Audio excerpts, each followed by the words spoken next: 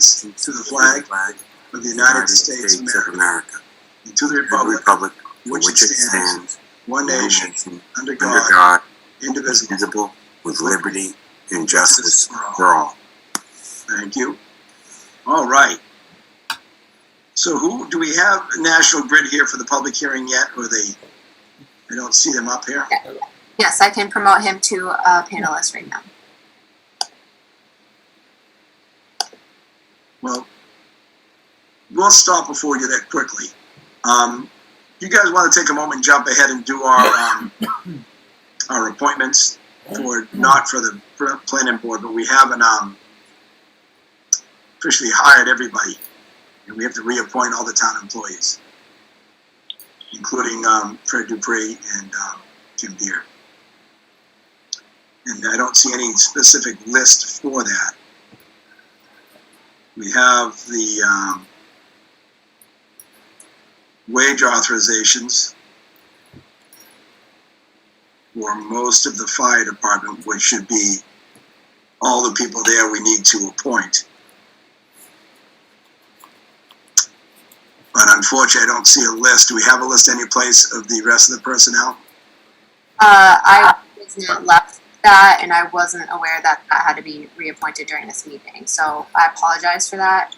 And we were trying to do it before when we were doing the interviews for you, but we ran out of time. Okay. And of course, we were going to do it at the town meeting before it was pushed off till after the month. And then, of course, we didn't have it ready at the actual town. Okay. But what we've usually done is taken the list and just said we'd approve the list as it is. But since we don't have a list,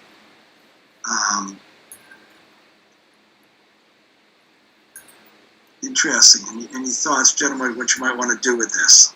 We have a list of the firefighters. And we know we have to approve, Labor Council and Council have to be appointed. We can at least do a motion to appoint councils. We can do a motion to appoint the firefighters as listed here.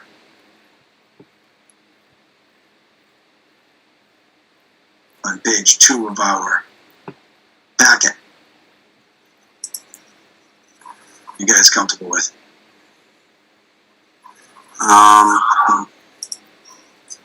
Approve those that are on the list? Right, if we approve the firefighters that are on the list, it looks like that wage authorization begins at number 4 and goes through 54. So the wage authorizations from 4 to 54 is pretty much a complete list of firefighters except for myself. Yeah, it appears to be all those that do a step increase. Right, which should be everybody at the end.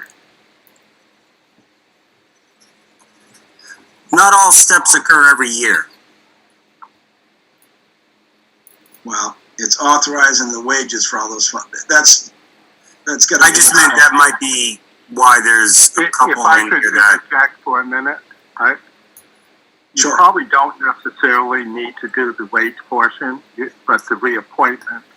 You could do the reappointment of the firefighters and legal counsel, and then when you have your next meeting, you could appoint everyone else. But the appointment doesn't mean that you have to determine the wage at the same time. My concern is, I'd like to appoint, obviously we have to appoint all the DPW, we have to appoint the town personnel, we have to appoint the police, and we don't have our full list. I would think we need to have that list at least to publish and say this is who we appointed. Right, I agree you can't do the rest because you don't have the list, but you could do the individuals that you have the list for tonight and then the remaining later. Or you could wait and do them all at the same time. That's your discretion. I would have rather had them done last week, but we get to such a late hour to start into that at 10:15 that night. So yeah, I'm confident this is a list of the whole fire department. And whether those are increases or not, it's a wage authorization for this the new year, this new period. So whether we approve all the wage authorizations and appoint those firefighters, then of course, you gentlemen could reappoint me to the fire department separately. I won't vote on that. And so we need to appoint council, labor council. If you're okay with it, Dylan, I'd just like to start with, I'll make a motion to reappoint all firefighters listed on our agenda item 4 through 54, Yes. and also include the listed step rate that is included in the, as a wage authorization. So the agenda is identifying wage authorizations. This motion is to approve the proposed wage authorization as well as reappoint all fire department members listed on the agenda items 4 through 54. I will second that motion. Thank you. A motion to second. Do we have any more discussion on this matter? Hearing none, I'll call for a vote. All those in favor?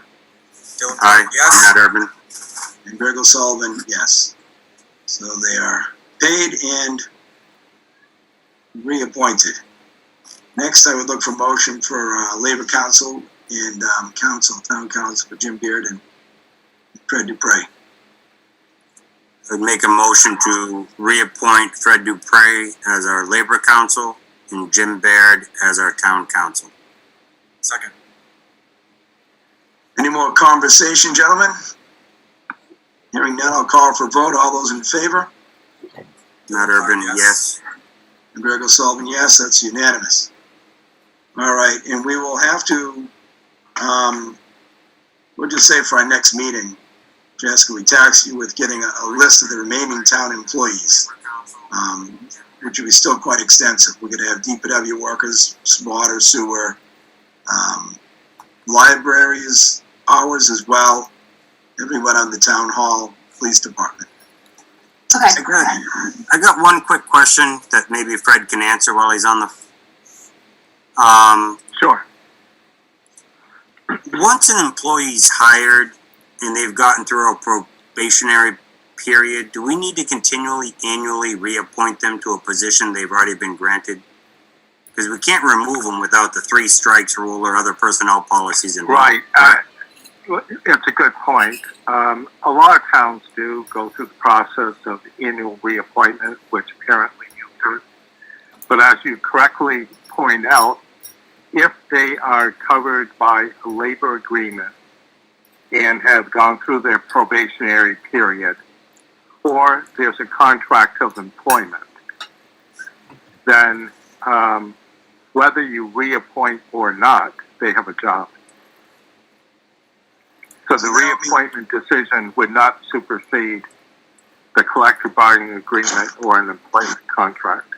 But non-union employees, we still need to do the appointment. Yes.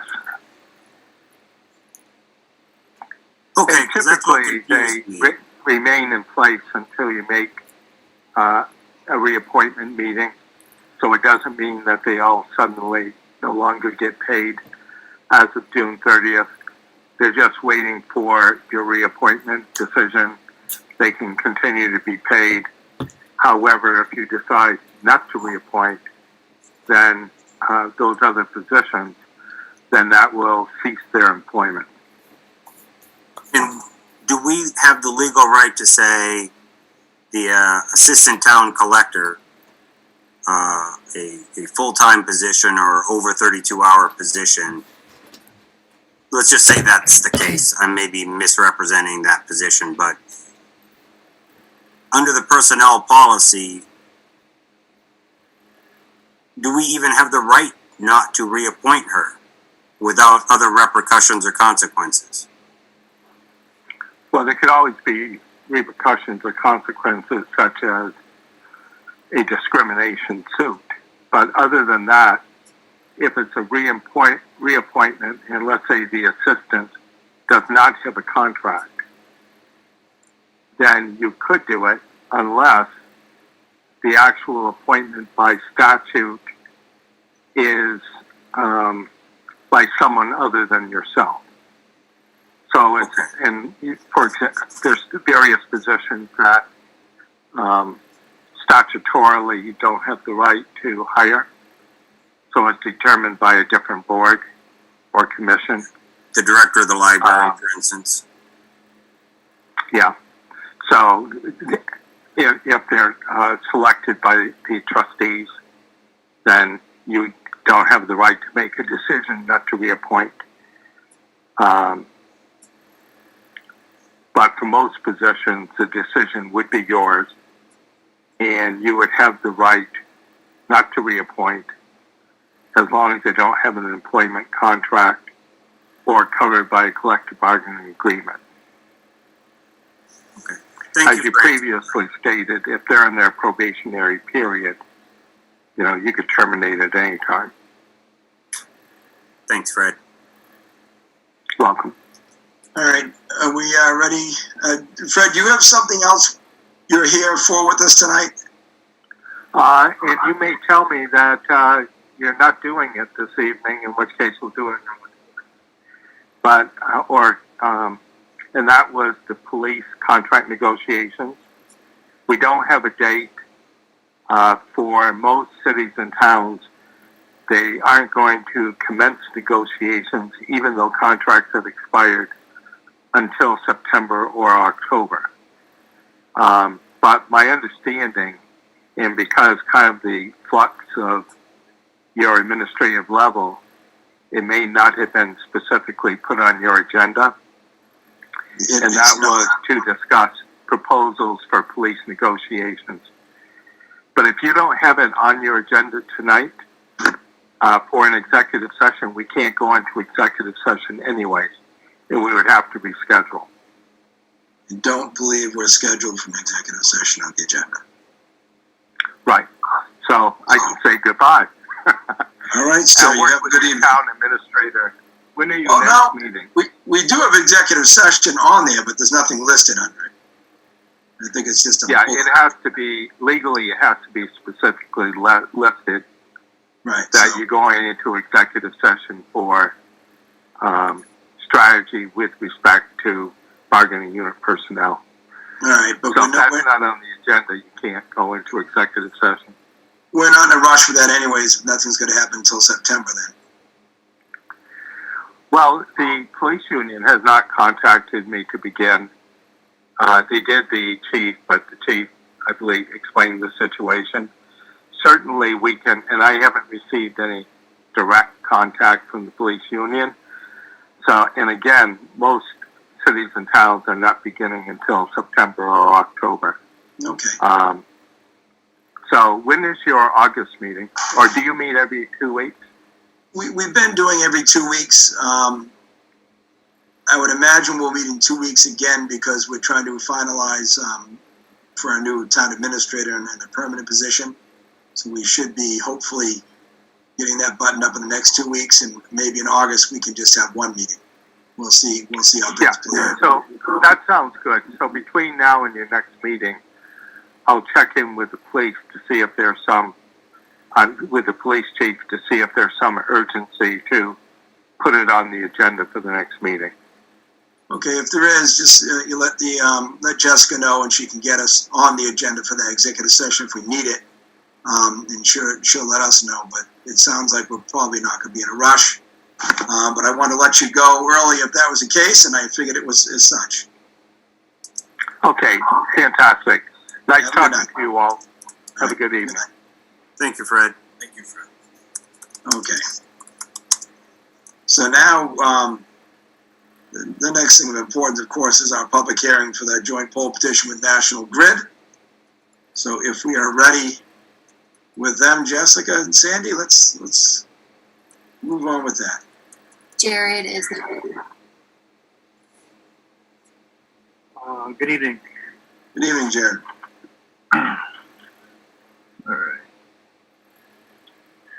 Okay, so National Grid is petitioning the town for a new JO pole 645 feet north of the intersection of Clem Street and South Berry Road, which is directly in front of our substation on that road. Can I hold you up for one second? Yep. just before we start, since this is an official public hearing, I'd look for a motion, one of you gentlemen, to open the public hearing for National Grid. Make a motion, we open a public hearing for National Grid. Thank you. I'll second that motion. All those in favor and continue with the public hearing for National Grid? Pat Urban, yes. Dylan Clark, yes. Greg O'Sullivan, yes. Now we'll welcome Jared from National Grid, and please go ahead and explain now, please. Okay, this is a new pole between existing poles 54 and 55, so we call it 54-50. It's a new jail pole right in front of our substation. And the reason for this pole is because it is basically going to have a piece of equipment on it that's going to act like a traffic camera for electricity. And it's part of a National Grid grid modernization. It's kind of a high-tech piece of equipment. It's small. It's basically just a sensor, and it senses which way the current is going on the line. And these are being installed all throughout the state in order to make our grid smart. Simple enough.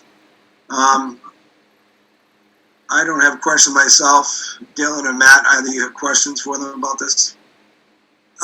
Question is just to confirm whether the location had been staked and whether DPW had a chance to review the potential impact on any road or easement accesses. I'm not quite sure the specific location in regards to what he's saying. So the general idea is fine, but the specific location may be something that still requires DPW superintendent to sign off saying that this is not going to interrupt any of our traffic patterns or future road plans, etc. I know the road's generally wide in that area. I don't see it being a problem, but because I don't exactly know where he's saying I would like to put this pole, it's a question I would ask. I don't know if it's been brought before DPW at all yet. Okay. Jared, do you know if it's gone to our Department of Public Works, if you have a sign off from the superintendent? Trying to find Typically with poles, that process is discovered once the dig safe is called in. So no, I don't think it has gone to the DPW yet. Greg, The location is staked. I know that and marked out for the new pole. I just don't know if anyone from the town has seen it. Hey, Sandy, you had something to add? yes, I sent all that information to Jason last Monday, so he has everything that was given to us from National Grid. I just haven't heard back from him. So Jason has it. So he's had that stuff for a week? Yeah. Trying to find my paperwork here. Looking at the map, it looks like it's literally the same side of the road, just laid out between the other two poles. Yes, sir. So I would think of Jason. Are they pretty much creating the same standoff from the edge of the road like the other two poles, kind of following similar? Yeah, it should be a straight line between the both poles. Given it's in the line between the other poles and under the wires, I don't have a lot of concern. And if Jason had this for a week, I'm sure he would have spoken up if there's any concern for it. This is not like the new poles we came across in the last row where they misrepresented where they were going in their contract with the Department of Public Works. We know now. Sandy said that Jason's had it for a week, so I'm not worried about them being uninformed at this point. And I'm certainly not worried looking at the map that I'm not finding it this second plowing through my tablet, but the map shows the existing poles just dropping in between. Okay. So. All right, that was my only question. All right.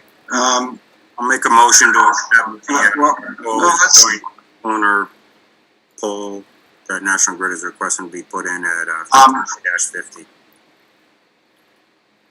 I'm not going to take a motion yet on it. We'll just give a chance. I don't know if there's anyone that wants to speak in the public on it, but we have anyone raising the hand or asking to talk, Jessica? I don't have anybody who's indicating any interest to speak on this, but we do have two people who have phone called in. I don't recognize the numbers, and then we do have a couple of attendees. So. Well, if no one is I hesitate to pick up those phone calls I, live without finding out who they are ahead of time.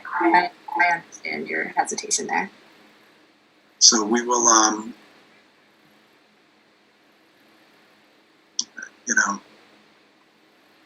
no one's here to speak. I can let Jared make another statement, but I think we're ready to go ahead and take a motion on it. So I would take the motion now. I make a motion that the town accepts the proposed new pole being installed by National Grid, pole 54-50 as shown on the map referenced by Selectman Greg O'Sullivan. I will second that motion. Okay, I have a motion and a second. Do we have any more discussion on the matter, gentlemen? Hearing none, I'll call for vote. All those in favor? Aye, Matt Urban. Dylan Clark, yes. Greg O'Sullivan's a yes. You have your approval, Jared. And also now accept a motion to close this public hearing. Move that we close this public hearing. I second that. We have a motion and a second to close the public hearing. Any discussion? Hearing none, I'll call for vote. All those in favor? Matt Urban, aye. Dylan Clark, yes. Greg O'Sullivan, yes. Okay, public hearing done. All approved. Thank you, Jared. Get back to our agenda. I can find it again. I did good until I switched back to this one. I didn't flag the other one, unfortunately.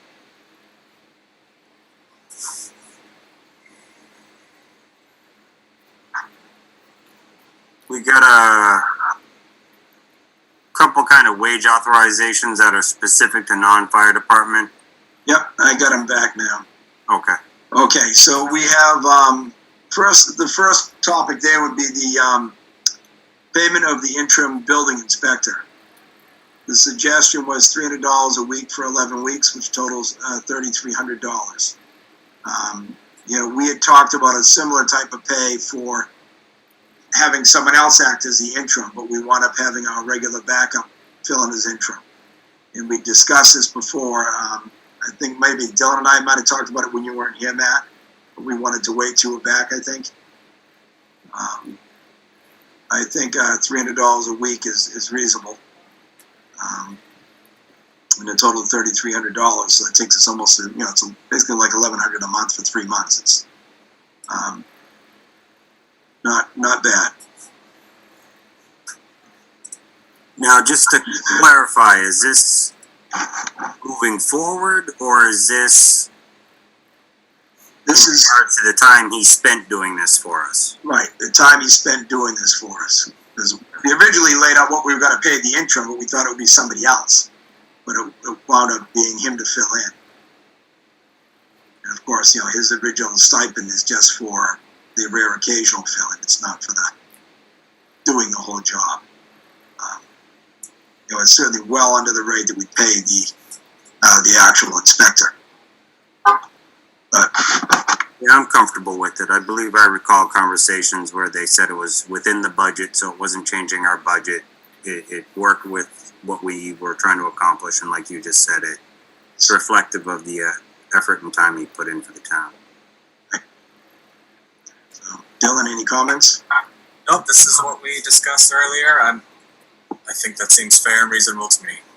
All right, I'd look for a motion then, gentlemen. And make a motion that we pay the, let me just make sure I read it right. Make a motion that we pay the alternate interim building inspector a total of $3,300 for 11 weeks of service provided. I will second that motion, please. We have a motion, a second. Any more conversation before we vote? Hearing none, I'll call for a vote. All those in favor? Matt Urban, aye. Dylan Clark, yes. Greg O'Sullivan, yes. Next, we have Matthew Mataroja, part-time patrolman wage authorization, $31 an hour. We previously had authorized his appointment. I think this is just to follow up on the paperwork, just dotting the I, crossing the T. Yes. I know that the chief is now under the attendees list. I don't know if he's here just to comment and follow up on that or not. I can bring him in if you'd like. Please do.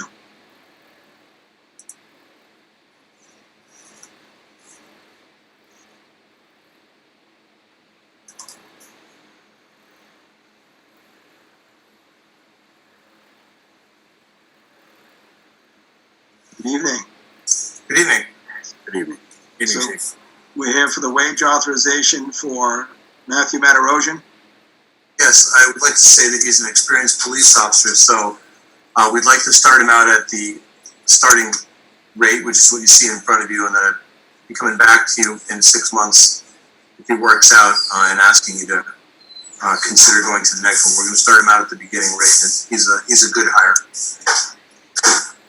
Okay. We'll look for the appropriate motion. I'd like to make a motion that we approve the wage authorization for Matthew Martirosian, starting $15.31 an hour. I would second that. Having a motion is second. I ask for any further discussion. Hearing none, I'll call for vote. All those in favor? Matt Urban, aye. Boone Clark, yes. Riggle Sullivan, yes. We got one other, I don't know if it's a motion or just something to make sure we put in the meeting minutes that the chief did indicate that he would like to potentially come back to us in 6 months to offer a step increase that would be slightly outside of the normal based on the officer's experience that he's bringing to the table. So noted. We will address that appropriately at the time it comes up and look further into it. Thank you. To see if it's justified or, you know. Chief, any other business you have with us while you're here before we let you go? And my understanding is that we have executive session tonight. You got a call from Fred Dupre. No, the executive session's not listed for tonight.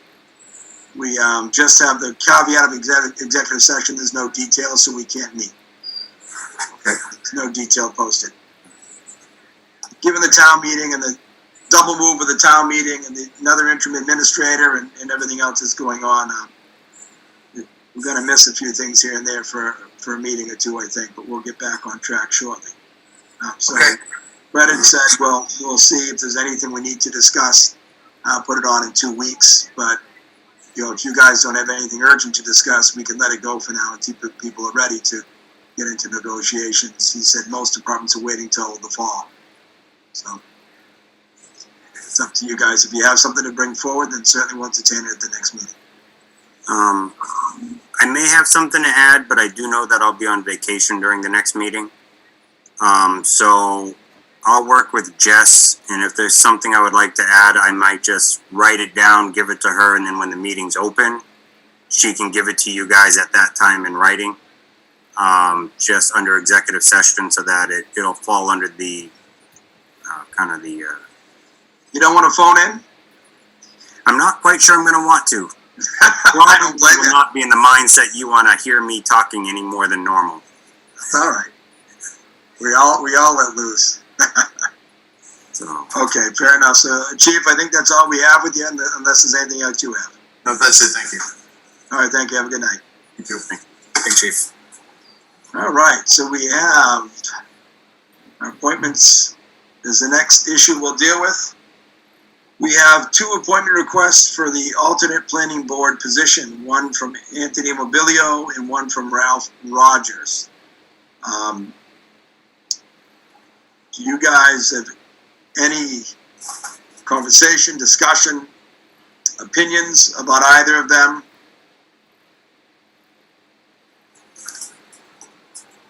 I'll go first. I think Ralph Rogers is a great guy. He's very involved on the finance committee. He was on the marijuana bylaw committee. He was an alternate before, and he campaigned both times for a position. Shows that he really wants to do it. He's prolific on social media, talking about different issues about the town. Seems like he's passionate. I'm pretty confident about Ralph Rogers, and about Tony Mobilio. I don't know too much about him personally, other than his application and the recommendation from some of the other planning board members. Matt, anything particular you'd like to say? I mean, I know Tony and Ralph both. I think they're both very good people, and both will take the town to heart. Like, their efforts are going to be based on trying to do their best for the town. So I don't question that in any regard from either individual. I do think that because of the chaos and the timing of how close the election occurred, then we ran into town meeting, and then we're here. I don't think we've technically posted this as an open position. So we've received a couple applications, but I'm wondering if we should, at least for a week or two, kind of post it saying it is open to see if there are other candidates available. And that way we can also, if anybody asks, we can say, well, we did actually notify you and let you know. So we didn't just let someone slip in and kind of get appointed without the rest of the town even knowing it was an option. So it may be something we want to consider, maybe even just waiting a week or two and just some type of online posting, whether it's, even if it's just on the town website, the Facebook page, and kind of let it go out that way. At least we're getting it out there. So it's just a thought I had, because I don't think they're going to be in a desperate situation where they need the alternate to participate right away. I think they got a pretty full planning board at the moment, because it is only the alternate that is empty. Did Ralph just run for the full-time spot? He did. Yes, he did. So he ran, so there's some things to think about when we discuss it too. If he's run for the full-time, I don't know why he didn't run for the part-time as well, but he ran for the full-time. Wasn't selected by the voters. But on the other hand, just because a board makes a request for a certain individual doesn't mean you necessarily want that, because as we've said often, the three of us are not of like mind. We differ on a lot of things, and I think that is important to our board to have that different perspective brought to each of us. I certainly changed my mind a lot after listening to you guys. So just because the board has recommended one doesn't mean we should go that way either. I'm not going pro or against either candidate, just calling out some facts about it. I don't think we have to wait for any appointments, but I agree with Matt. Let's give people a chance to kick their name in there if they want to over a couple of weeks. It's not going to harm the board to be missing an alternate for 2 weeks. So Dylan, unless you have a difference of opinion on that, we'll just probably table this. Yeah, I make a motion that we table this appointment to our next meeting. Don't know if we really need the motion to table, but we can just table it. Sure.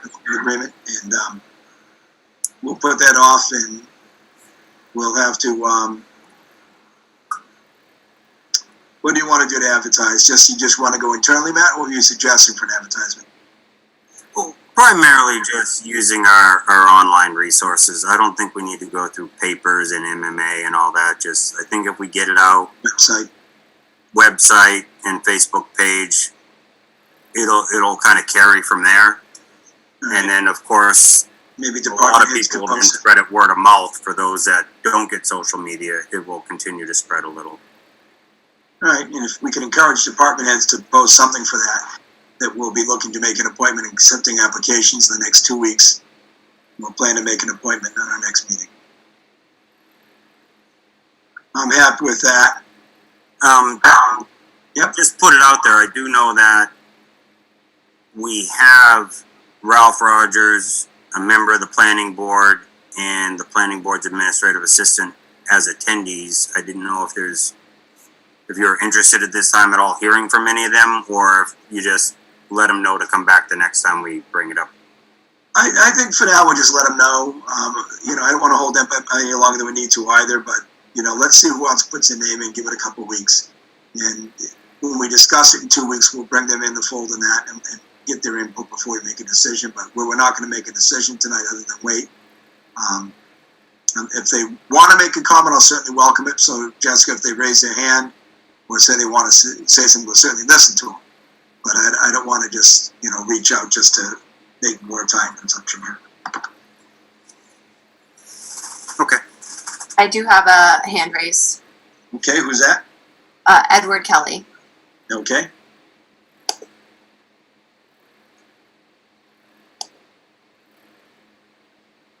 Edward. Oh, need his mic open. Your mic. There we go. Hello. Good evening. I just want to make it known that the planning board did send a recommendation, but the planning board never contacted me on whether I was for or against their recommendation.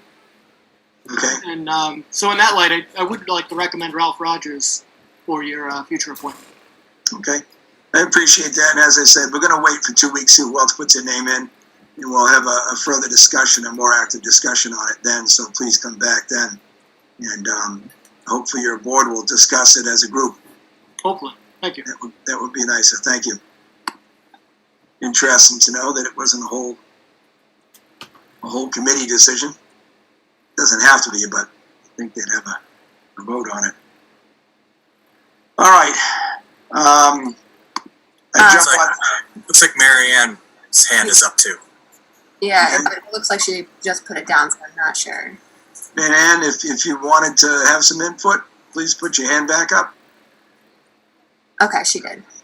Okay, let's bring her in. And unmute your mic, please, Mary Ann. There you are. Good evening. Mary Ann?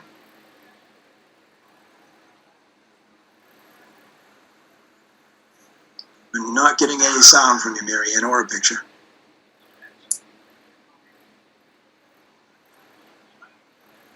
Don't show you as muted. Possibly, if you're using a computer, maybe you have your mic setting down so it's not picking you up.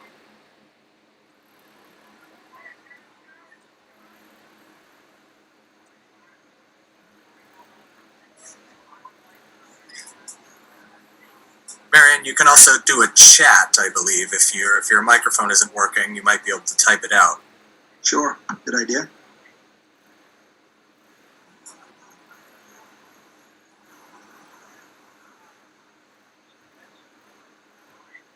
Well, while we're waiting for that, let's leave her live so she can chime in if she can get that working. And let's jump ahead and do the oil bid procurements, review and post for bids.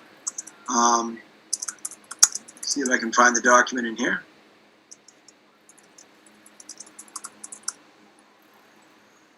Anybody know how far down that's going to be in our list?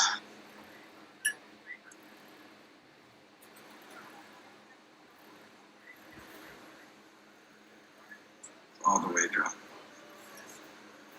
It'll take me a minute to find it.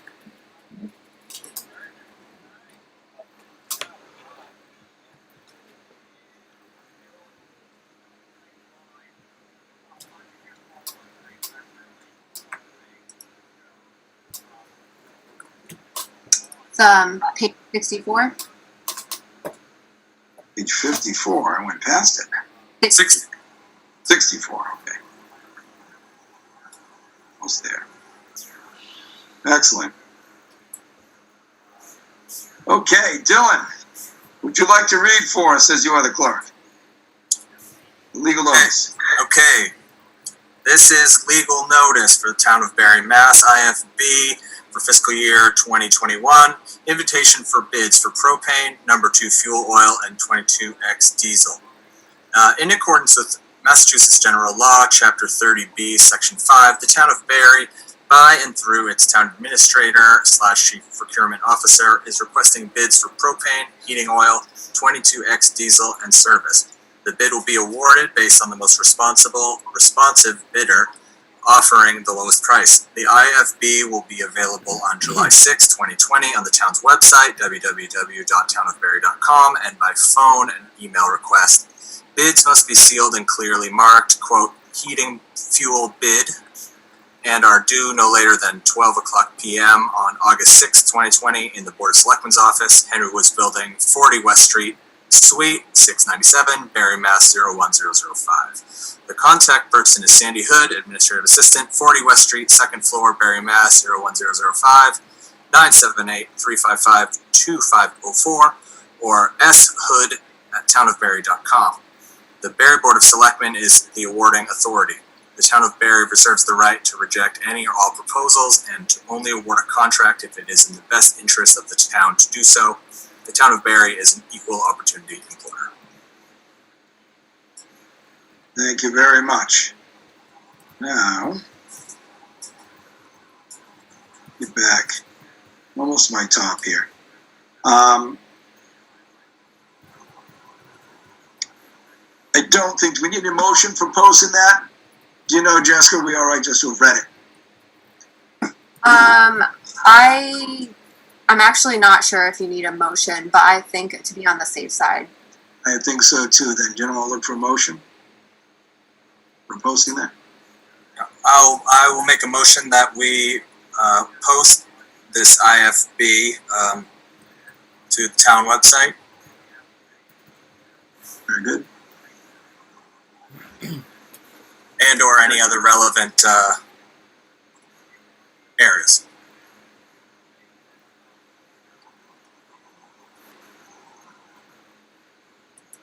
Okay, so I kind of interrupted you there, Dylan. I apologize. You want to just reread that once? So, Sure, I'll make a motion that we post this invitation for bid on the town website immediately. I don't have the appropriate language here off the top of my head, so please feel free to correct me, Matt or Greg, if you'd like. I would just make, I second it. All right, I have a motion to second. Any further discussion? Hearing none, I'll call for a vote. All those in favor of posting this bid? Dylan Clark, yes. Matt Urban, yes. Michael Sullivan, yes. Okay, that will take care of our posting of the request for oil quotes. Henry Woods Building Project. Who has that info? Jessica, you or Sandy? Who wants to tell us what's going on with that? I do not have any updates. You guys have a copy of that quote that we got a couple of weeks ago. It should be in your package. You were gonna look at it and make a decision whether you wanted to go forward with it or not, according to the price. Total price is about $2,500. That was door and frame, I believe. Yes, yeah. I'm trying to find it again.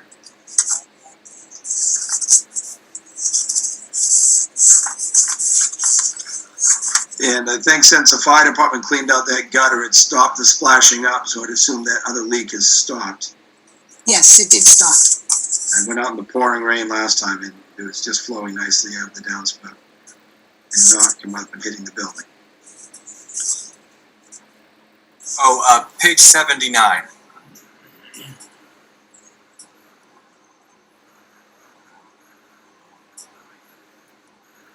I can't wait to do these meetings in person again and stop flipping through stuff on tablets. All right, 84-inch, 36 wide, insulated flush metal door with top drip cap, vertical window. On the handle side, heavy-duty stainless steel hinges, top reinforced with door closer. Welded heavy-duty frame, prep for electric strike. Heavy-duty door closer, brushed weather-sealed aluminum sill. Reuse existing panic hardware. Remove and haul away door and frame. Install new door and frame. Reinstall panic and electric strike. Install closer sill and weather seal. So we have a total of $25.52. My opinion in the trades, it's a reasonable price, especially for purchase and installation of such a door. Any discussion you gentlemen want to have on it? I agree with you, Greg. I agree. Then I'll look for the appropriate motion. Make a motion that we accept the proposal and move forward with approving it and coordinating the work. I'll second that motion. Being a motion, a second to approve and hire the Worcester Door Incorporated for this work. Do I have any further discussion? Hearing none, I'll call for a vote. All those in favor? Dylan Clark, yes. Matt Urban, yes. And Greg O'Sullivan, yes. So Sandy, Jessica, between the two of you, please reach out to them and arrange them to form that workforce. First thing tomorrow, I'll give them a call. Excellent.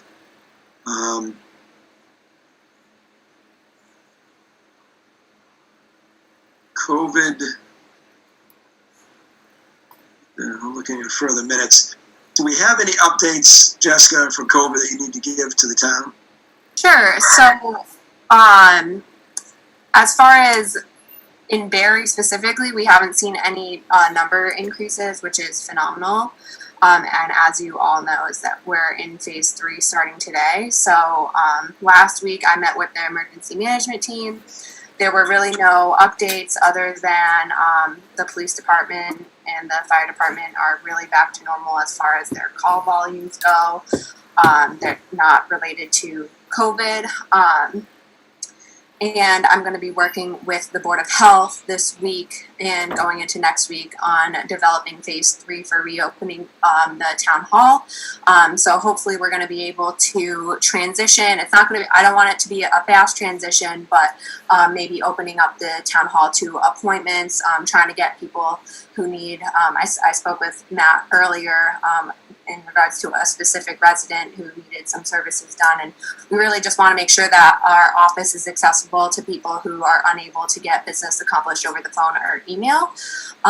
So making sure that we have proper sanitation and contact tracing sheets going around just to make sure that everybody's safe. We don't want to bring anything in to get anybody sick, but if that happens, we want to make sure that we're able to trace that to anybody who's been in the town hall.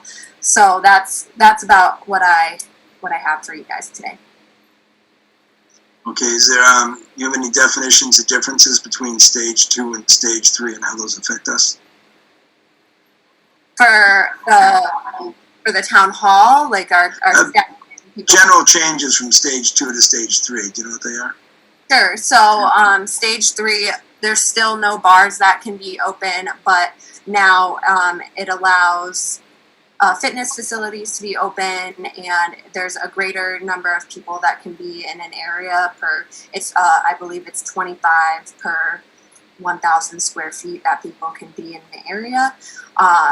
And as you will see in the correspondence coming up, we have one of the local churches that are looking to get back into using our town facilities for their projects and their meetings. And so we hope that you will take that into consideration, that now that we're in phase 3, there's more people that can be in an area with respect to social distancing.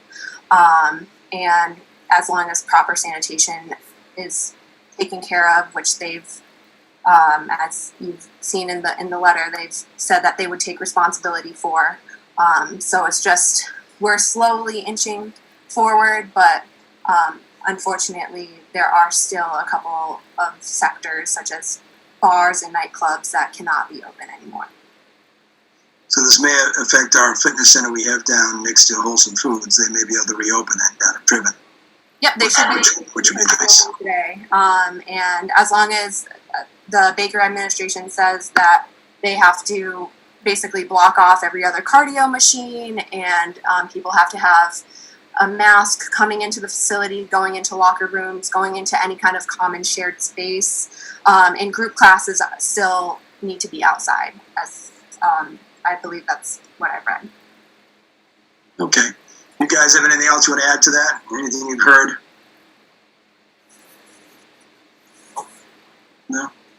I just think it does open us up to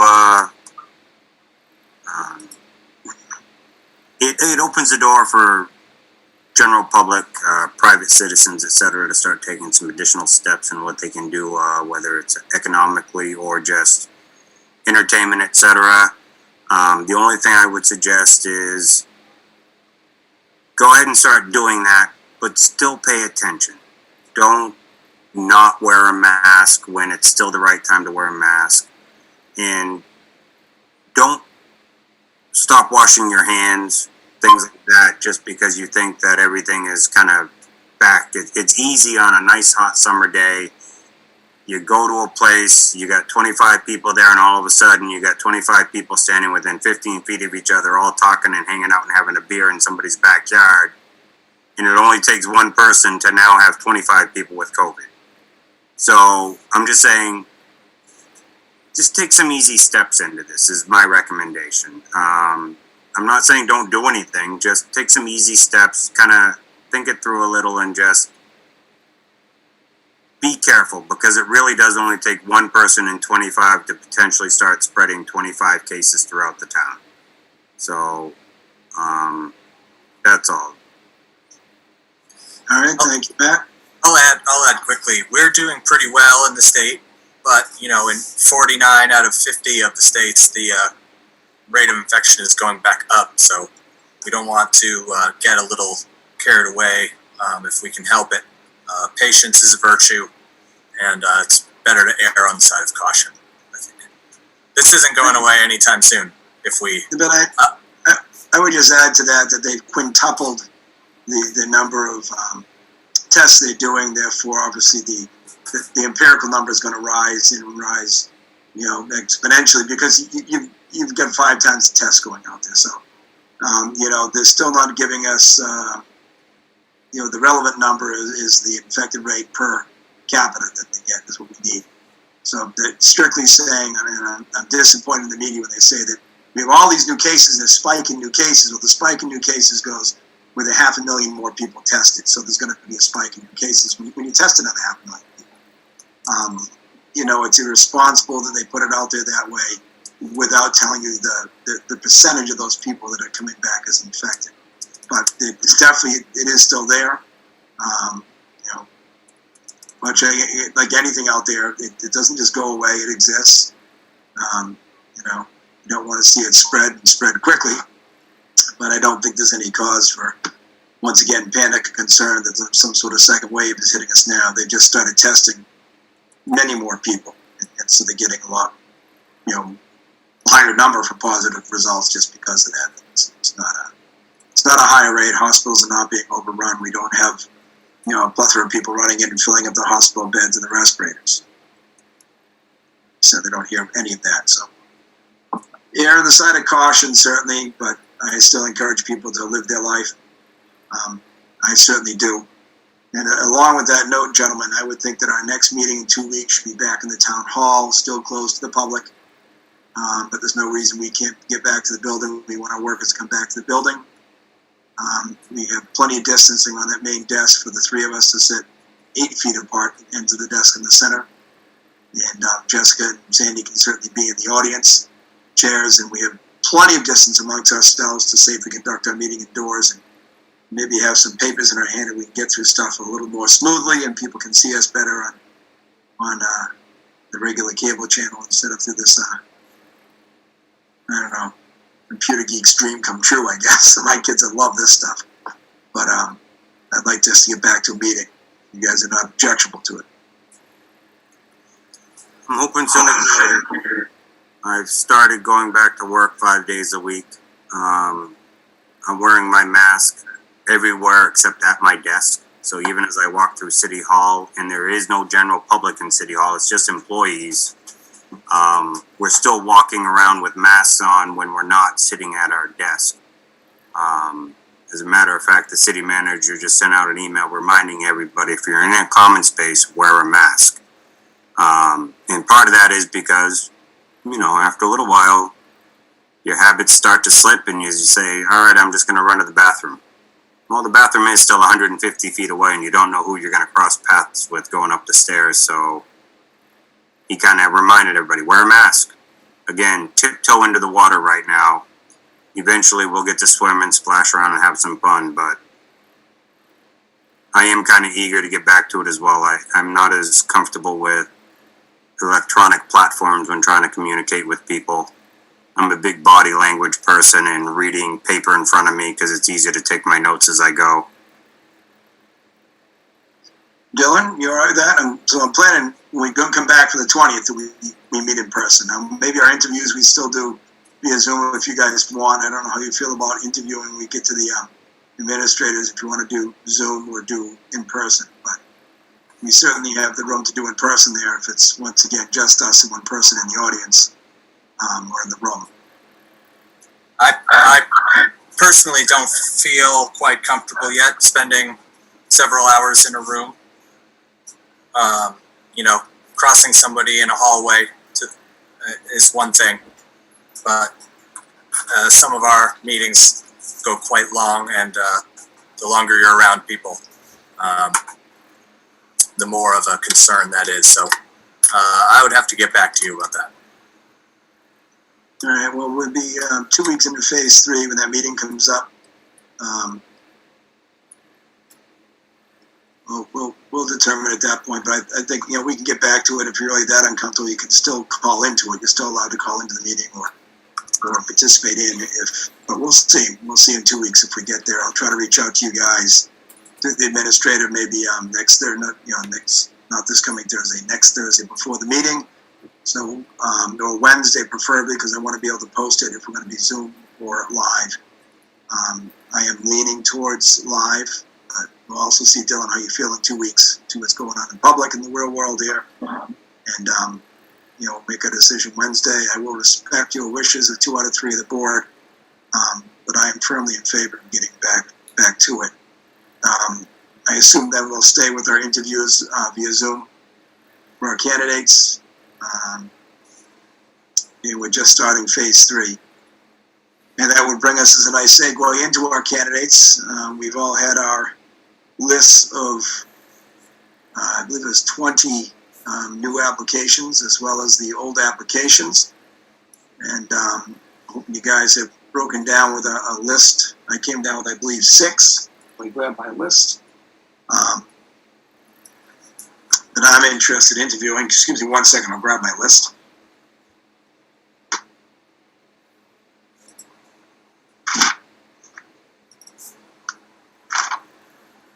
Yeah, I do have 6 that I was interested in. Dylan, would you come up with, have you looked through them?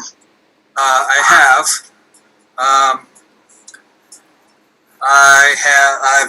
I've crossed a few, quite a few out. And I'm just trying to discern through my notes here. So there's a lot of applications. Which are the ones that, I'm going to try to go for 6 too, just to match your number here. So you might want to give me a minute. Maybe Sure. Matt can chime in. Matt, have you got a chance to go through them and look at them? I've not been able to get into it very deeply yet. I've just had some things come up that have prevented me from being able to put the time in that I was hoping I could do. So I do know that there are a couple that we've had that I might be interested in, but I have not gotten to the point of being able to actually go through all of them and feel comfortable if I inadvertently excluded somebody. I spent about a total of an hour to go through the list, and I found it quite easy to strike many of them. Education-wise, very different experience than we're looking for. We have enough that I found that have the right type of experience and right education. It was easy for me to put 6 up in the lead.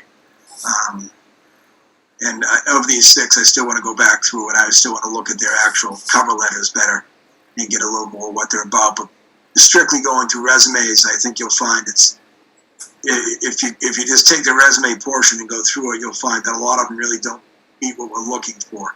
And it's very easy to pull quite a few off the list. So I don't want to get too far into my list and steer you guys anywhere. Just let you come up with your own. Excuse me. We don't want to delay too long in this, as some of these people from the original have been hanging out here for 2.5 months. And of course, our new round of application, these people have just been out for, about a week and a half now.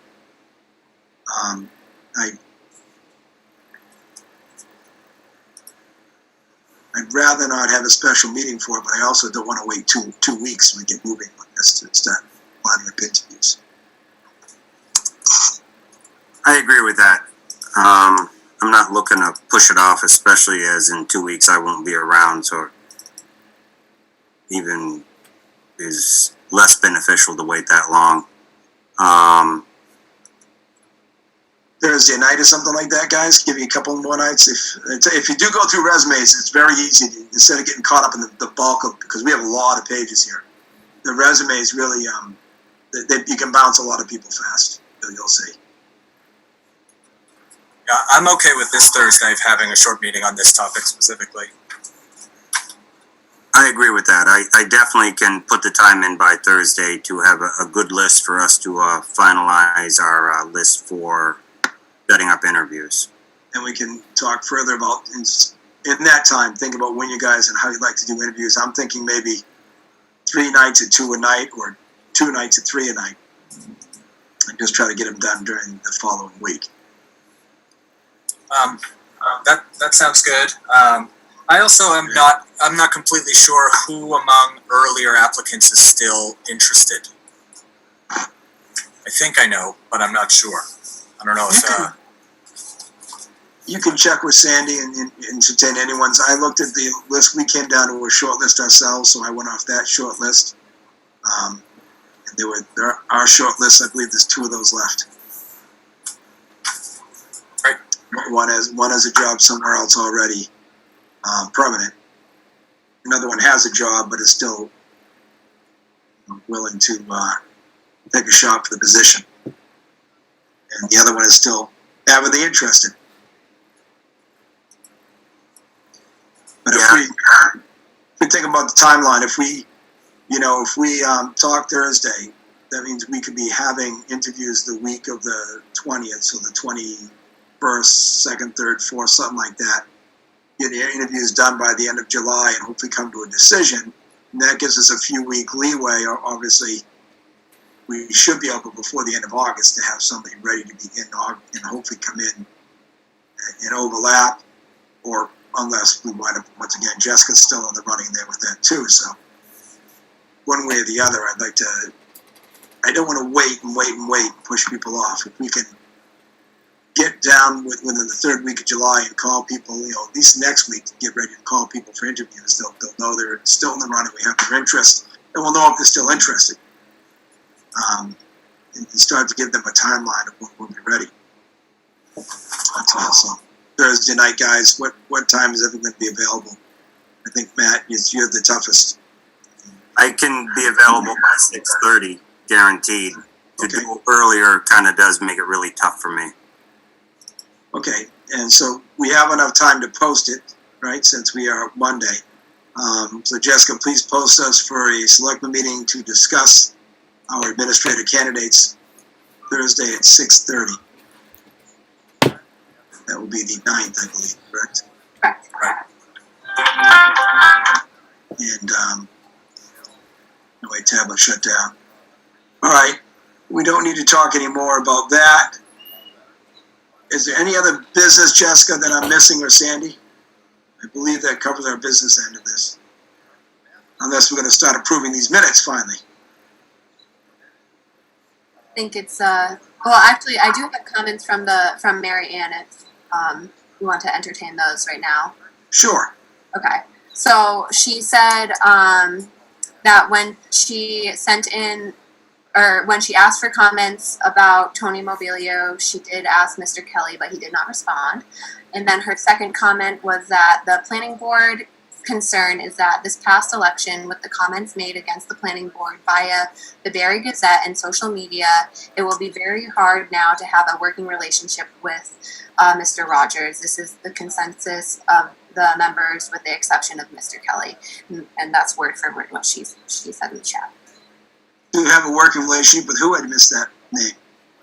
Mr. Kelly, or no, with Mr. Rogers. Okay, So so I've missed this posting. So apparently there was something in the Barre Gazette and on social media that it would make it hard for the planning board to have a good working relationship with Mr. Rogers if he's appointed as the alternate. And that's Okay, so if you would, for our next meeting in 2 weeks when we discuss this, if you could discover whatever is out there factually in the newspaper and print or on the social networks that we can see. I don't want to go off the innuendo or comment. Yep. But I would like to see what was written, and we can bring that up here. And if need be, have a discussion on it and let both parties talk about it if they feel free to. But give them advance notice that that will be up for discussion, as it's going to be part of this. I don't know what's said. I have no idea. Given that we're all in public office, people are welcome to make public comments. And, you know, frankly, that's what the First Amendment's all about. You can say what you want, especially to public people. But it doesn't mean there won't be repercussions, depending on what was said. okay. So I think it's fair game. If it's public, we bring it up here and discuss it. You know, if they're false, misleading, or slanderous, I don't like that. But if they're accurate, and people just don't like it because it's accurate, that's too bad. And that's the type of disagreement on a board that if they're trying to boot someone because they have a different opinion than them on a committee, I like a different opinion on a committee. I like that we don't get along and everything. We have to have that discussion, and you have to have it in a mature way. And we don't, once again, I don't know the spirit of what was said, how it was said, if it was honest and straightforward, or if it's unkind and slanderous. I know nothing about it. So I want to look into it before we make any decisions. So we need it to be part of our meeting. Gentlemen, your turn, please. I agree with that wholeheartedly, Greg. Yes, I don't disagree with the word you said, Greg. I have read the newspaper article and I'm familiar with the Facebook posts. But as the whole board may not, I'll say no more on that until we can discuss it again further. I appreciate that. I'd rather have it that way. And plus, before we bring that up, I'd rather, it is out there. We're giving public notice. We're going to talk about that in 2 weeks, and we'll bring those documents forward in 2 weeks. So all interested parties can tune in and listen, and we'll try to do our best to hear from those, not necessarily everybody that wants to call in. If I have 30 people that want to make a comment on that, I'm not going to intend to entertain 30 comments in a Zoom meeting. But certainly the parties involved that are named in those, the newspaper article or any public postings, I want to let those persons have a chance to comment on their own behalf publicly. Because this will be public. The comments, the paper, things will be brought up, and I want to make sure both sides are well notified before I take that on. So Matt, I appreciate you not going further into it tonight, and we will get into that. 2 weeks. I'm just, maybe one thing is if there are people that really all I wanted to do is give like a 1-sentence statement of I support this person or that person for this reason, Chat. they can still send an email or a letter in prior to the meeting, and we can just have it on file for our own review and understanding. It doesn't have to be something you verbally say in the middle of the meeting. It's a little bit more complicated with Zoom meetings to do it that way. Right. And we could entertain through chat if we want, let certain people make a comment in a chat, but depends how it gets out of hand. I'd rather the advanced comments if they want, like Matt suggested. We do have an extensive list, 1, 2, 3, 4, 5, 6, 7, 8, 9, 10 lists of minutes to be released. I believe last time we were talking about this was probably June 15th. So I don't know if I've seen 19th to 20th, 19th to 24th yet myself. But I was hoping we had at least half of those other ones weeks ago. And I'm hoping that you've all read at least up to, say, June 10th to 15th so we could start releasing. I'm comfortable with the motion. I got to remember exactly which date one of those meetings I didn't attend, but I would make a motion to approve. I got to read back which one I wasn't in. Well, I can make the motion and you guys can decide to act on it or not, but I'd make a motion to approve the minutes as listed dating May 4th, 2020, May 18th, 2020, May 19th, 2020, special, I'm guessing that means / executive. Or is special meaning something different and I'm not reading it correct? I thought those were executive session minutes. No, those were the extra meetings, like on a Thursday or Friday to discuss, God, I don't have it in front of me. So these are all regular session minutes? Yes, then none of them are executive. All right, so Okay, I these can just be wanted to approved, clarify that. so these can be approved and released. Yes. Okay, then I would make a motion, I'll just start this over. I make a motion to approve the May 4th, May 18th, May 19th, May 21st, June 1st, June 5th, and June 10th, Board of Selectmen meeting minutes, all in the year of 2020. And I will second that motion, having reviewed the minutes myself as well. Having a motion is second, any further comment? None. Hearing none, call for vote, all those in favor? Aye. Matt Urban. Dylan Clark, yes. Greg O'Sullivan, yes. That'll leave us three, June 15th, 19th, and 24th to review for our next meeting, please. Yeah. And then we had executive session minutes, Sandy, separate from this? Are they listed somewhere? They were in a separate folder, weren't they?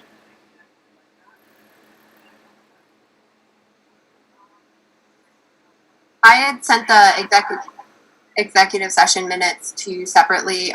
It was my understanding that when you, so I guess I didn't realize that you had to vote on executive session minutes separately. When those executive session minutes happened on the dates that you were voting on. So for example, if you had executive session on May 18th, then it was my understanding that the entire package, both executive session minutes and regular session minutes, would be voted on at the. Okay, well, what we specifically voted on regular session minutes. That was discussed prior to that vote, so the executive session will hold separately. Okay. Does the whole board have these or just me? They're in the same email as the packet. It's just a separate folder. That's right. Right, because I couldn't publish those publicly. Right. Well, we need to approve. They get released when they're allowed to be. But you guys ready for these? You want to take a minute for these? I think most of these I've read.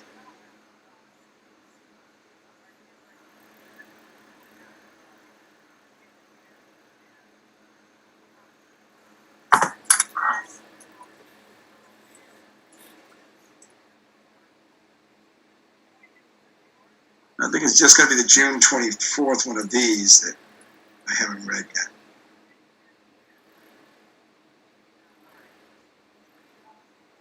I believe most of these were from our last time we discussed them. We have one from June 1st. Discuss strategy within deputy chief, which that business is done. We have June 5th, strategy for negotiations with town administrator.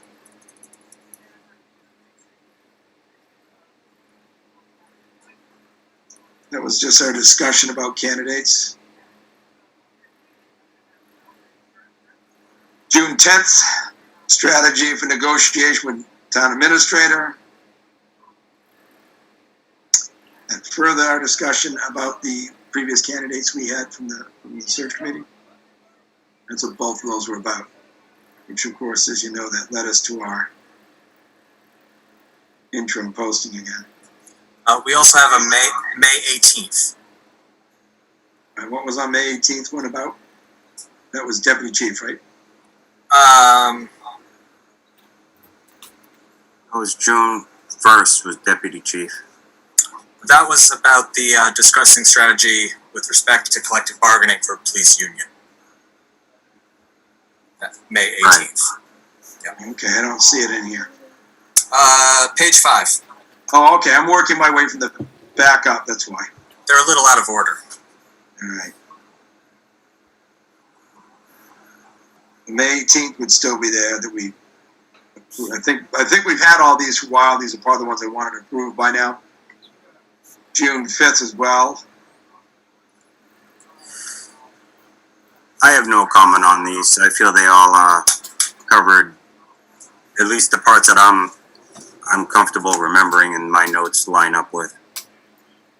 Yeah, I've reviewed them as well. It seems they seem good to me. The only one I haven't really looked at is the 24th one, which we just did, but The only ones we can't release are the ones that relate to collective bargaining right. and the one that relates to the town administrator position directly. The interim, that might be specific just to, I think, Jessica. That one is complete because that's been hired. Which is the 24th, yeah. That's the June 24th one. Right. I think that one can be released, and I think, as Dylan was saying, the May, 18th. that's the one we don't want to release, correct? Because it's still Correct. talking about collective bargaining. That's right. Right. So if we make a list, May 18th is a no, June 24th is, well, we can approve them all, but we can release June 24th. We may not release May 18th. I'm not sure we want to release any others because there are various references throughout regarding town administrator. Yeah, so we'll just release the June 24th. Correct. We can approve all. Do you guys have a list? So a list by date, and we have to go through them all here. I have the list by date. All right, why don't you Want to go make ahead? the motion, Dylan? Sure. I would like to make a motion that we approve the executive session meeting minutes from the dates May 18th, June 1st, June 5th, June 10th, and June 24th, 2020.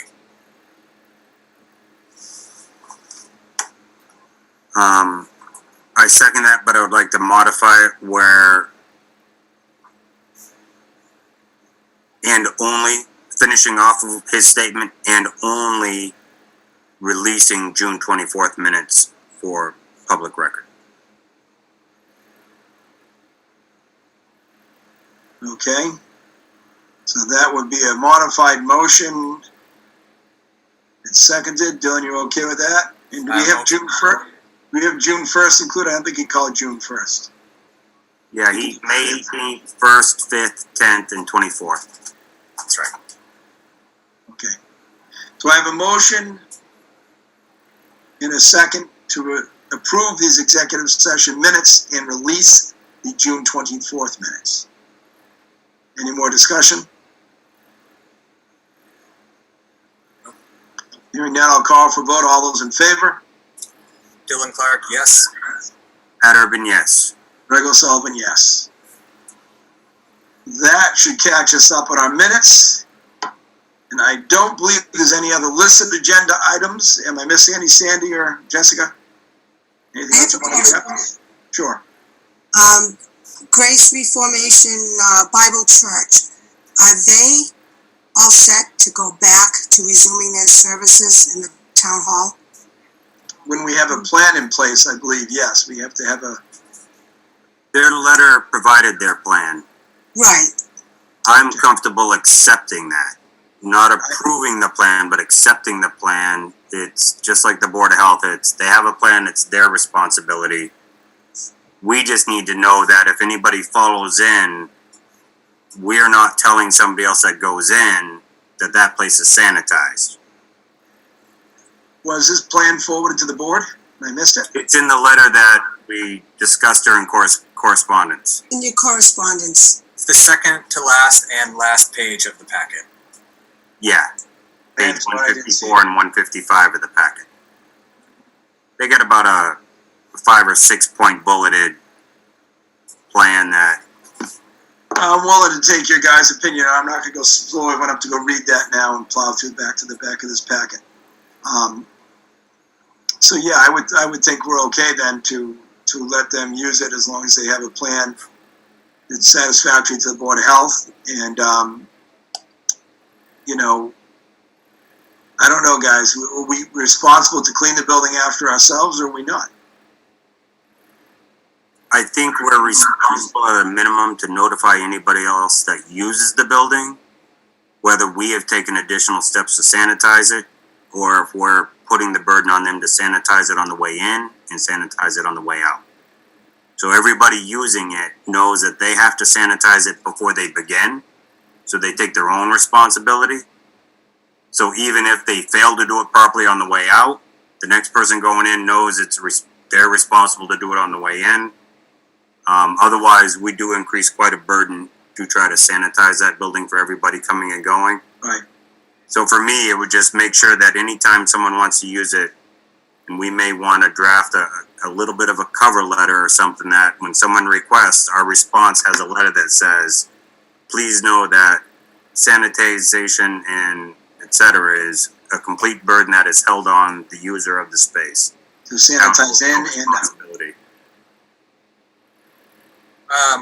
Do we know if is the town hall going to have the contact tracing form like the Henry Woods and other buildings will, so we can know who's coming in and going out? Yes, so that is my plan, is to bring a contact tracing sheet that will basically ask anybody who's not an employee of the town hall, somebody that comes there every day, to write down their name, their phone number, their address, so we can really pinpoint anybody who may have come in contact with somebody, or do proper contact tracing protocols if that needs to happen. Yeah, I'd just like to clarify nomenclature, because our town confuses a lot of people. The Henry Woods building we don't call town hall. Just to make sure, did you realize that, Jess? Town hall is a separate building on the common that at this point we generally just rent out to people. Yes. Henry Woods building, so I didn't know if you're saying this applies also to town hall. I just wanted to make sure we're on the same page. Correct. Yeah, I do also mean in addition. I mean the both buildings. I think that in general, if it's owned by the town, then it should be, just to kind of cover our backs. It wouldn't be a huge resource waste to just put in a sheet that asks people to kind of put down their information if we need it in the future. Perfect. All right, then Sandy, I guess the answer is yes. You can start renting out the town hall, but they're going to have to, you guys, please drop a cover letter so that explains to people they're responsible to sanitize in and sanitize out themselves. Will do. And anyone that comes in has to have some sort of plan that looks like it reasonably meets the Board of Health. Should we reach out to the Board of Health for them to review this proposal or anything like that, or? I will tomorrow. I think Andrea's in. I'll make sure that they get a copy of that and check with them first. I would like to say that we did have a discussion with the Board of Health. I don't know if it was board to board, or I just attended one of theirs, or maybe it came up during one of the weekly Board of Health COVID update meetings that they did.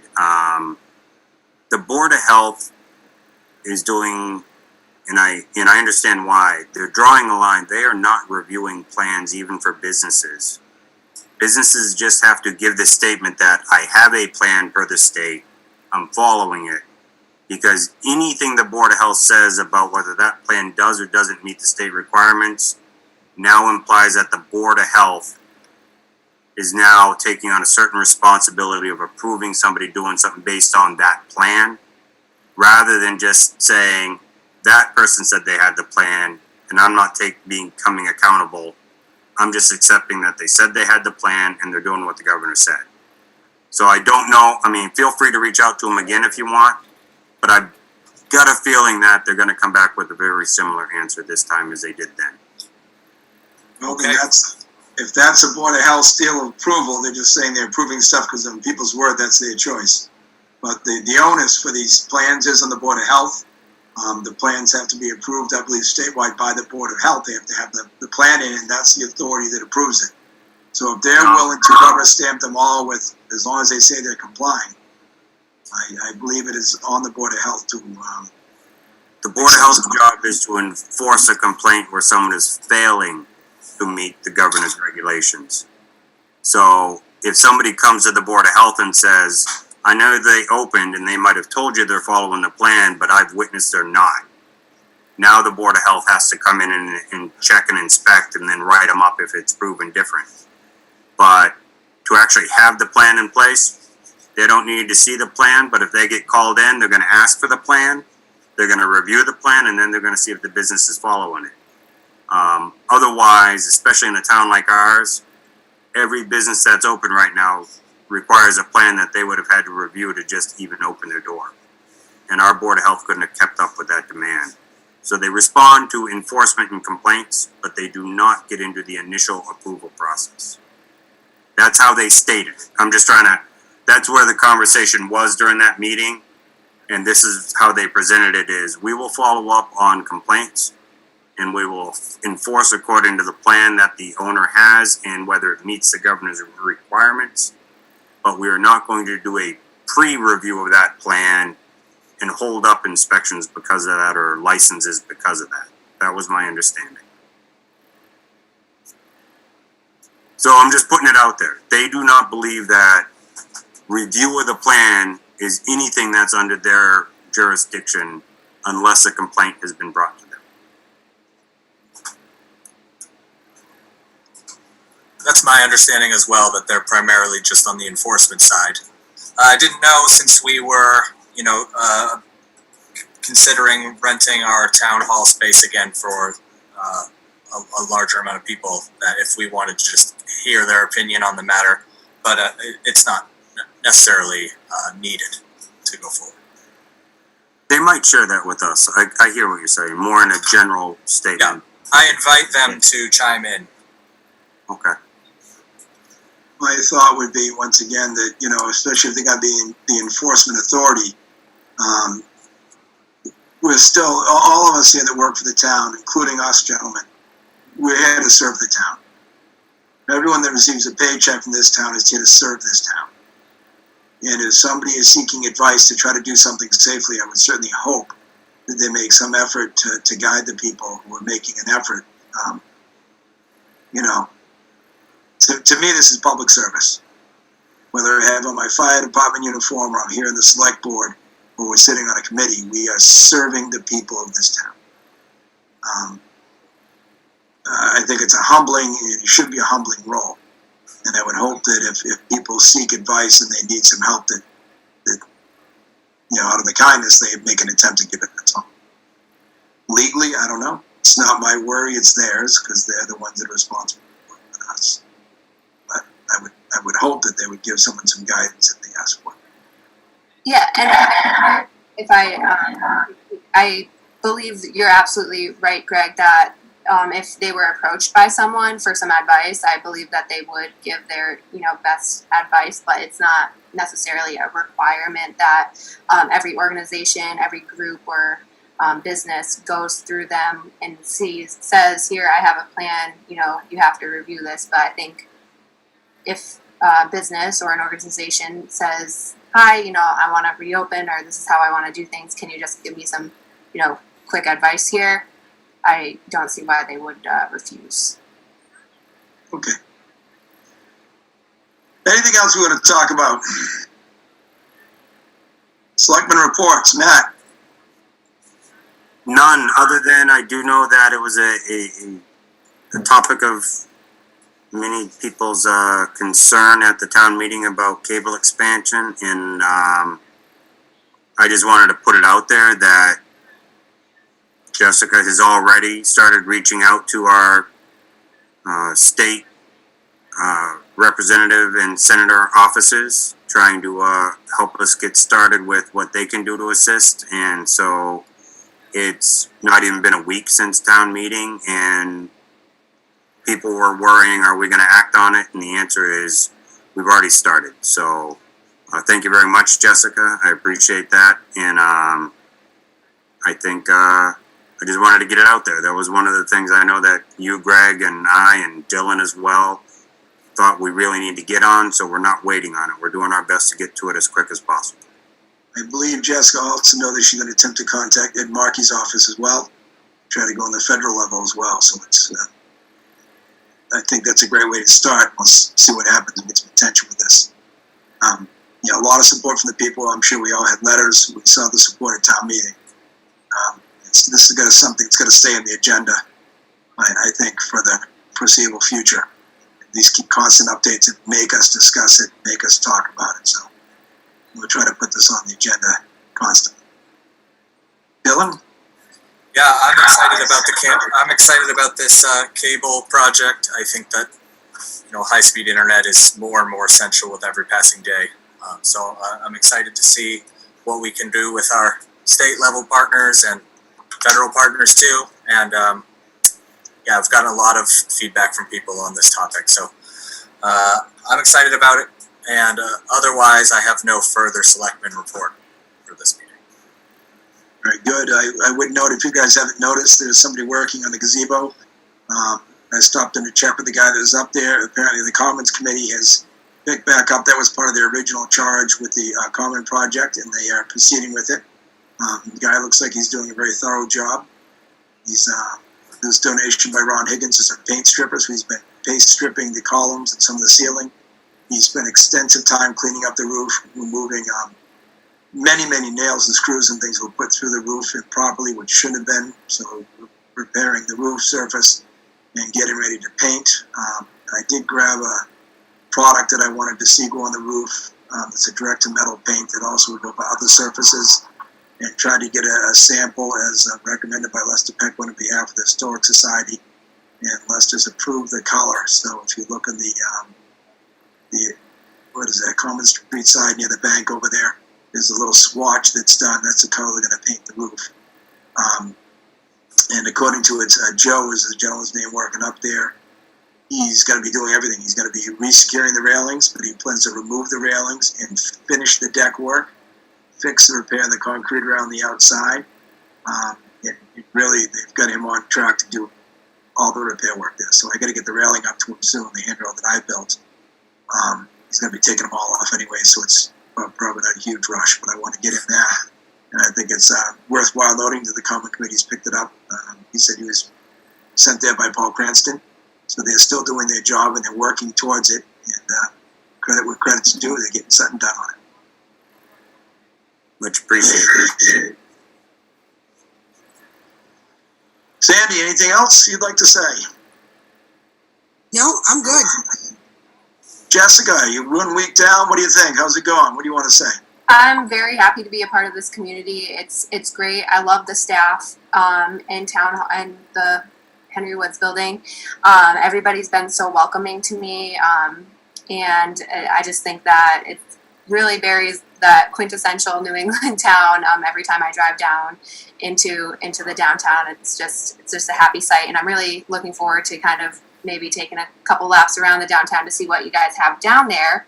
But I really wanted to take this time to talk about the cable access, the progress that I've made today with Senator Goby's office and Representative Berthune's office. So I had phone calls with both offices today, and they're both very excited to be working on this, making some progress. From Senator Goby's office, Lucas, he gave me some resources that other towns have used, including the Massachusetts Broadband Institute.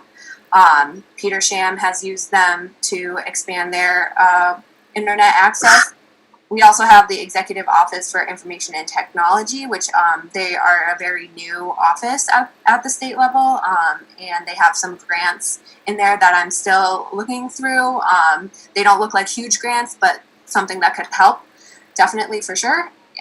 There's also an IT bond bill that's in the Senate right now that Senator Goby's office informed me about, which could include, access to cable and internet for communities like ours.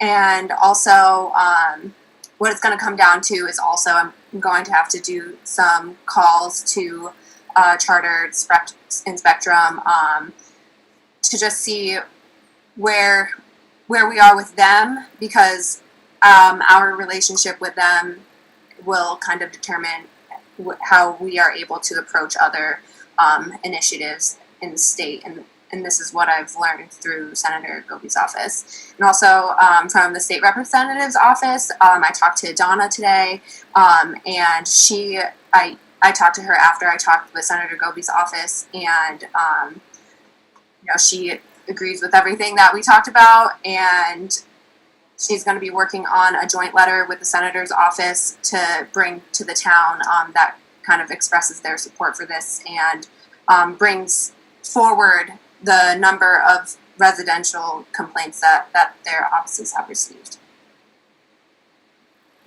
And that's what I have for today. Thank you very much.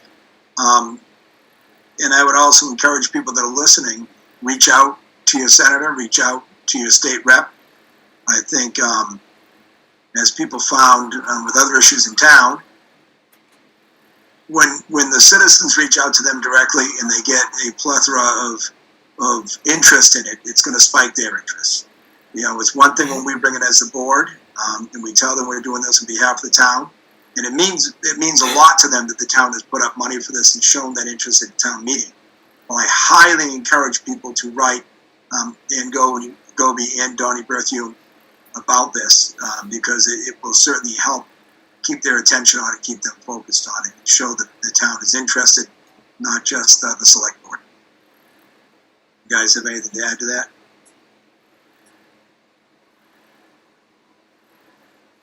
Matt, you're muted. I agree with everything you just said, Greg. It always makes a bigger impression on them when they hear directly from the citizenship rather than through local government individuals such as us. It means more to them. They believe it actually matters more to the people living in the town when it's not just presented from the office. One last thing I want to bring up tonight, Matt, you sent me a contract amendment that came from Trish Settles. It looks like our withdrawal from CMRPC. Is this something that was supposed to be signed by you and didn't? Why is this bounced back? No. So just before the end of the fiscal year, we had finally been able to coordinate getting notarized and everything to sign something to them saying we agreed to a contract that they were going to provide services to review a neighborhood in South Barre to identify, kind of build the data that helps the next step of getting a grant for certain upgrades we might be able to do in South Barre. Right. That was going to be a split, like a 40-60 expenditure for FY20 and FY21. And the grant was going to follow a similar pattern. But by the time we were able to actually get everybody in the same place and get the contract executed and sent back to them, we just ran out of time in FY20. So the grant wasn't going to backfill the FY20 funds that we would have had to pay for. And there wasn't enough grant money in FY21 to do it all in one time. CMRPC came back to us and recommended, let's wait for the next grant opening and we'll do it again. So right now, they just submitted us a kind of a letter saying that, so that contract you just agreed to spend money on with the hopes of getting reimbursed, we're not going to hold you to it. So here's a rewrite of the contract saying we're not going to do any services and you're not going to pay us anything.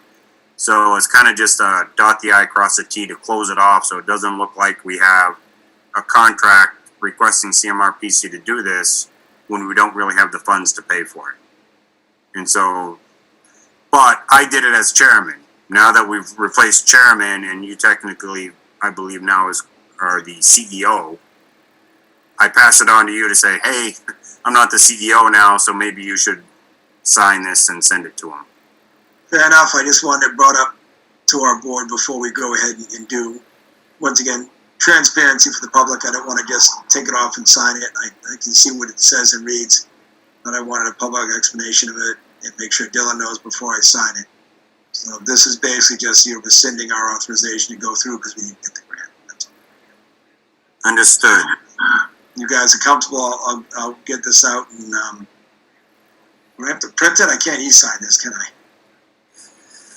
I don't believe so. Print it out, mail them a copy, or get it to the office and have the office mail a copy. Yep. See if I can print it here or not. If not, we'll get it printed and sent out, but I'll get that done this week and get that out. They may need you to work with Ellen. I had to work with Ellen and Mary Ann. They kind of do the witness and the notary signing off that you are actually the CEO of the town of Barre. Sure. Now that they had me on record and then we immediately voted differently, they're probably going to need that in order to verify your signature on this contract as well. All right. So we'll see Ellen get it notarized. We do it. Anything else? Anyone before we close this meeting? So our next meeting is Thursday. Just before I'll give you a second. Next meeting will be Thursday, as we said, at 6:30. Go ahead, Matt.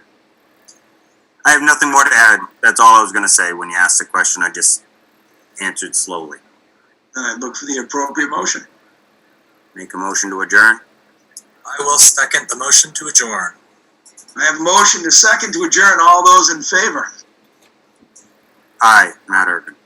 Bill and Clark, yes. Rick Sullivan, yes. Good night, everyone. Jessica, good night. I'll call the office and we'll line up this paperwork to get it done and notarized.